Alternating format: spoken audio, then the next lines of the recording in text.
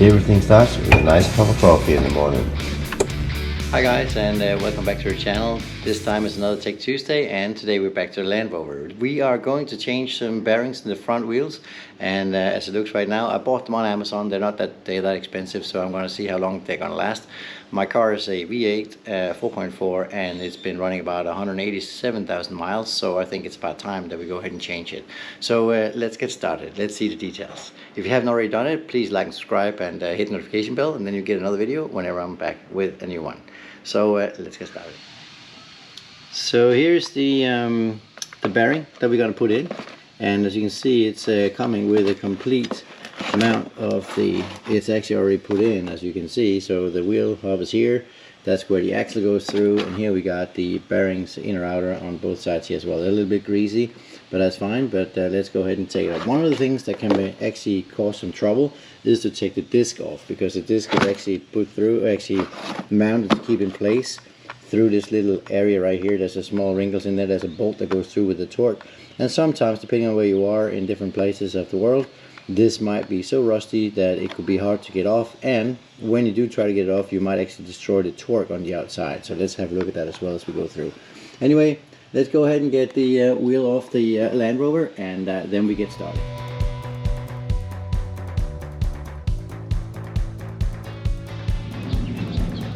Well, the first obstacle I come to after taking the wheel off is actually that I do have one of those nuts that keeps the disc in place, and it's a torque bolt that goes through, and for some reason last time I had it on, I destroyed that torque more or less. So as you can see here, the torque is basically round, and there's no way I'm going to get that out of there. So there's only one way to get this off before I can actually disconnect the disc calipers and all that stuff, so I can get everything off here.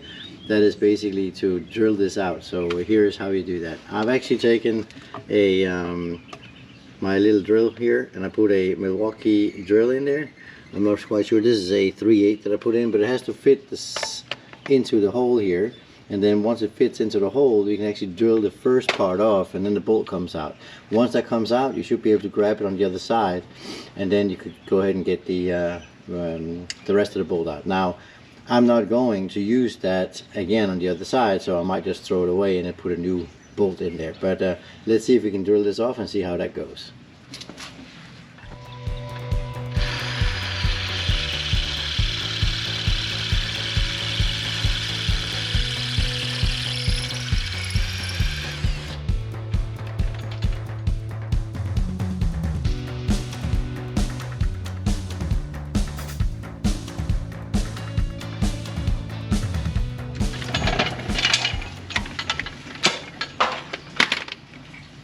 And here's the top, as you can see, coming out. Looks like this. Little conical on the other side, and that's the end of it. Now, this is actually free to come out, and once I take this off now, it will come right off. So let's go ahead and get started with that part.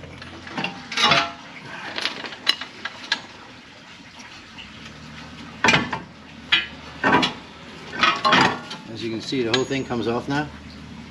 Let me just put this thing in so it doesn't fall anywhere.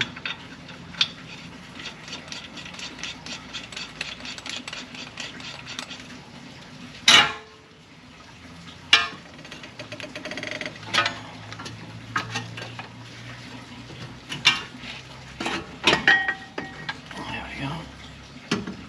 As you can see,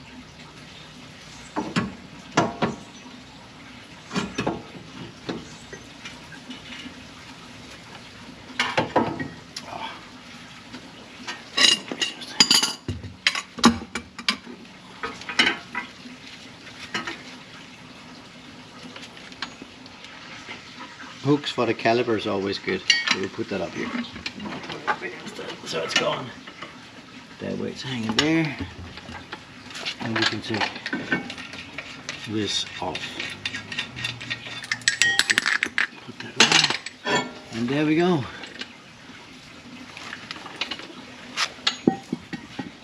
And now this is what we want off, and that's basically the whole bearing. So here we go. The whole assembly is sitting there. I have to take the nut hub or the hub nut off in there as well. It's locked there in the side, as you can see, so I'm going to use a small screwdriver, not to destroy it, but just slowly bring it out so I can actually turn it off. And then it's sitting with these 5 bolts from the inside, as you can see, on that side over there. And so this bolt that is sitting there, you probably just see the head of it right there. And then to here, this one, and the same on the other side. One there, one here. All these come off, and then once this is off, I should be able to take the whole nut assembly out, and then we should be able to go ahead and change it. So it doesn't take that long. Just make sure you don't destroy the ABS sensor, which is sitting over here. You can actually dismount it there if you want. It's a 10 as far as I remember, and it comes straight out, and that way you know you're not going to destroy anything. So let's get started with this part. Take that little nut hub, the hub nut out here, and to unlock it from its axle, I'm using a small Phillips screwdriver, as you can see here. You might destroy it, but I'm not using a normal hammer. I'm using a dead blow hammer, which has sand inside of it. You can probably hear it. So it actually slows down my blow. And then I'm trying to get underneath this part, and then I can basically turn it a little bit, give it another few, and another few, and then it comes off very, very slowly. And as you can see, it's actually more or less released now, and right here. So now I'm going to go ahead and take that big hub nut off there. So the hub nut itself, to take that off, is quite big, and it can be there. I think it's put on with about 105 Newton, and it's actually quite a lot. It's a 32 mil. As you can see, I'm using a big socket, and you might need a big breaker bar to get this off. So just be aware of that when you try that out. Oh, sorry, I ran out of battery here, but anyway, I used a breaker bar this size. It's about 2 feet long, and this is how much there was on it. And then once you got it off, you can actually take it and turn it by your fingers with no problems. And then the hub nut, the hub nut here comes off immediately. Kind of easy. It's a big one, a rather big one. As you can see, it looks like this. And if you do it correctly, it almost looks like it's brand new. Now you can also see how much it was actually going to when you put it back in, because this is where the locking is going to be when we tighten it later. So let's go ahead and continue taking this thing apart in here. It looks like it's 13 mils. I happen to have one here. Let's see if it works. Well, no, it's a little bit more than that. So it's a 15 probably goes in there, and then we got to take that off. Before we start screwing out these bolts here, I'm just going to go ahead and clean it for all the dust. It's basically brake dust from the brake pads.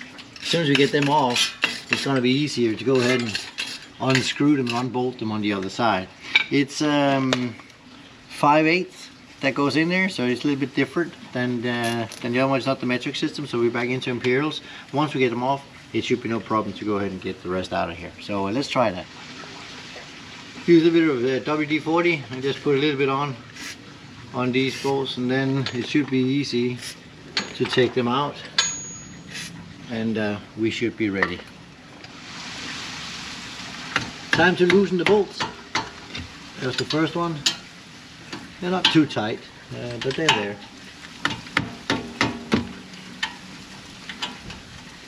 There you go. I'll take all 5, just loosen them, and I'll take them with the there we go. There we go.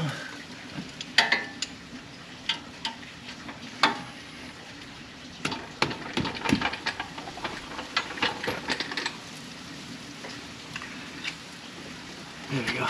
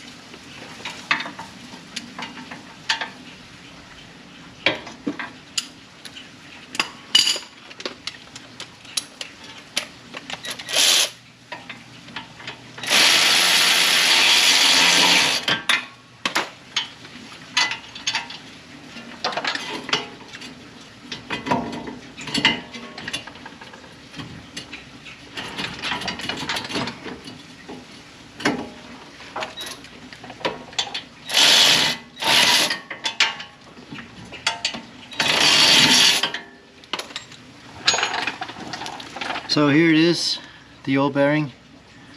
It's still okay, but as you can hear it, it's moving. So this is as you can hear it, it's really singing. This is going out. Let's go ahead and put a new one in. Well guys, I now cleaned this thing up. I used a little bit of a steel brush just to clean everything here, to get rid of all the dust and brake dust that's on here. There'll always be something like that going on. Anyway, now it's clean, and before we put the whole thing together again, I'm using grease. It's actually, this is a blue one, it's actually a marine grease, but that's because this thing is really good for if you're driving in salty waters or water in total. It's water resistant. As you can see, this is actually quite nice. It's a little bit expensive, and you could use normal grease too, no problem at all, but I'm using this one because I know this is extremely good.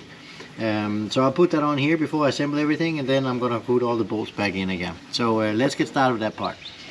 As you can see here, I'm putting in the grease. Actually, I'm putting it everywhere around here because I want to make sure this is kind of water resistant all the way, and also inside.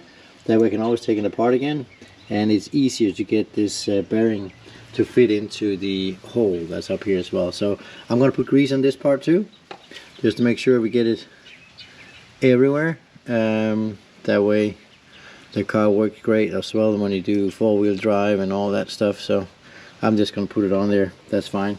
It's going to be working really nicely afterwards. And if you put a little bit on here as well, you can always take it apart again easily if you have to, in maybe a few years down the line, depending on how much you drive in your car.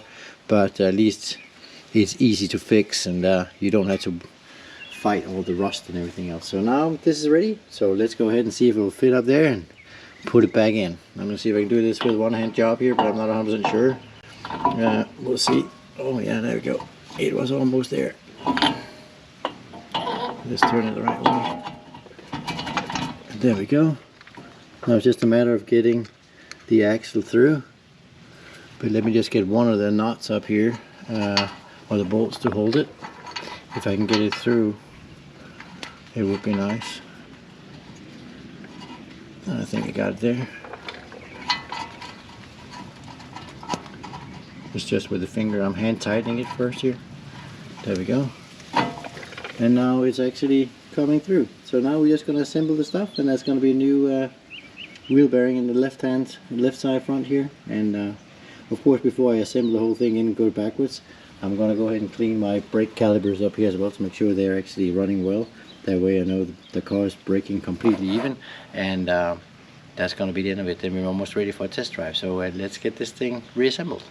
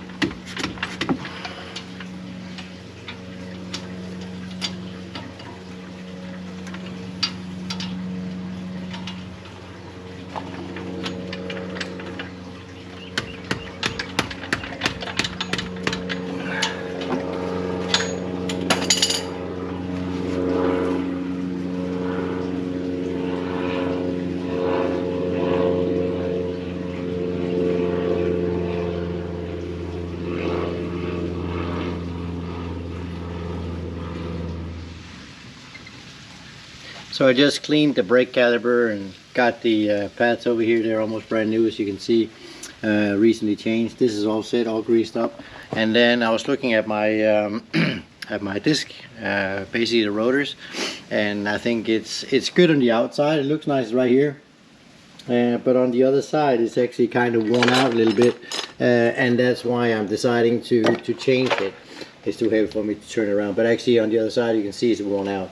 And if it gives you a little bit of shakiness if you drive and you brake, that could be one of the indications that it might be a little bit out of balance, and then it might be worth to change it. Anyway, I got a new one here, so we're just gonna put that one on, and it's not gonna take that long. It's the same work anyway, and then at least I know it's brand new with everything. This is a little bit more high performance, as you can see. It's got cooling in there as well, the cooling ribs in there, and also some holes. So I don't know if it's better or not, but this is definitely what's going to go into the onto the wheels now. So let's get that put on, and let's go ahead and assemble the whole assembly again.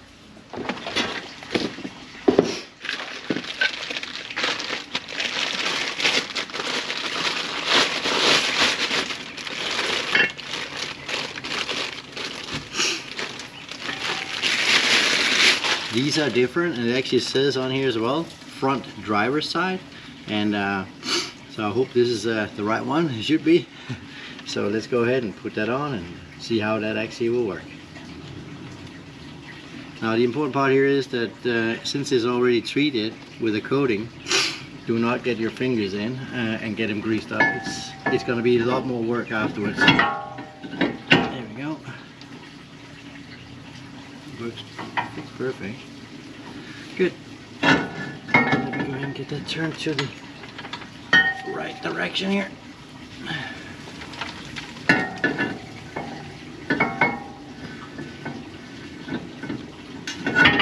we go. Now you can put in the steering bolt as well, and everything should be just fine. Like that. Perfect. Let's continue.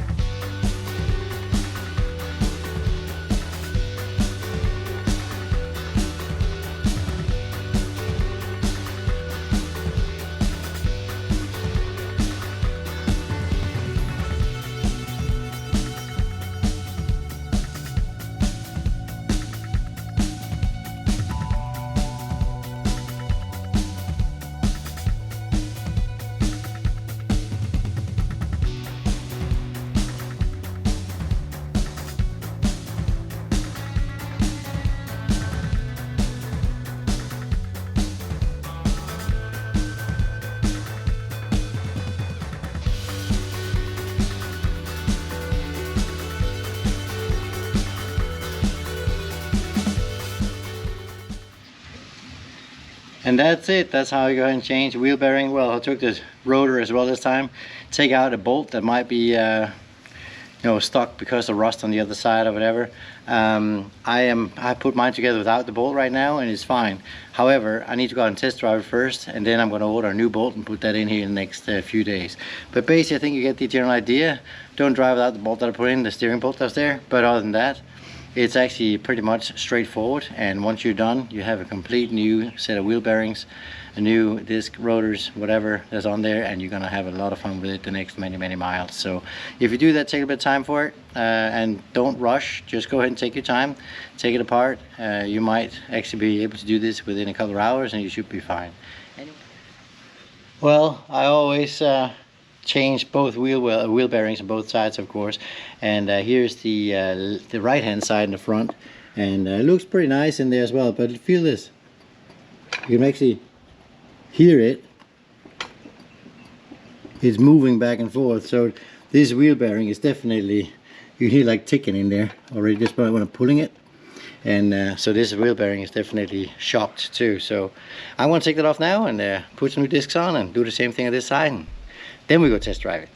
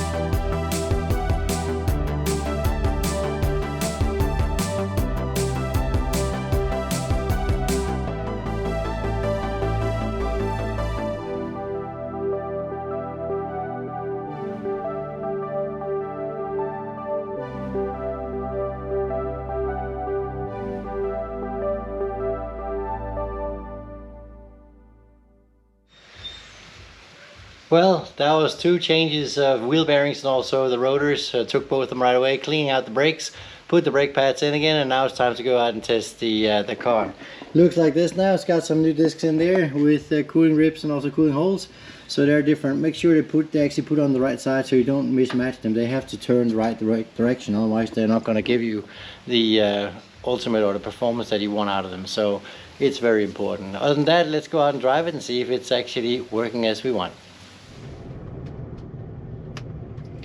Well, we're out test driving right now, and I've just heated up the brakes a little bit to see if they actually brake, and they do brake, and it sounds nice. No shakiness in the steering wheel, and it brakes even, and it's actually doing a very good job. So these new brake discs or rotors that I put on, they actually work pretty well. As you can see here, it's gonna go like, there we go, and we'll brake. No problem whatsoever. So I have to say that these rotors and also the new bearings, there's no sound, it's completely quiet, they work. So let's see how many miles it's gonna go. Right now we're doing 187,200 miles, so there is a little bit of way to go. I don't know how long time this is going to last, but maybe if we're lucky another 50,000 or maybe 100, depends. I'm actually driving in a lot of water and I'm using the car quite a bit, so it could be that this is not going to last as much. Let me get a little bit more speed on here, and then we'll go ahead and go for another brake. And it brakes absolutely totally straight and no shakiness, no nothing. So I guess this completes the video, changing the bearings and also rotors in this case. The little knot that was actually broken. Right now I'm driving without it. I was expecting to be a little bit out of balance, but I don't feel it at all. I'll go down and buy another one here and put it in another few days. But anyway, I think you get the picture of how to do it. Make sure you torque up your bolts to specifications. They are different in there, and they're mostly millimeters. So normally your metric system, there is a few, the 5 bolts on the bearing itself, that's actually a 5/8, which is imperial system. So those by themselves needs to be taken with a different set of sockets. Anyway, I'm using normally 6-edged sockets. That way I can go ahead and put a lot of pressure on it, and it seems to work out pretty well. If they are tight, you could also maybe consider warming them up.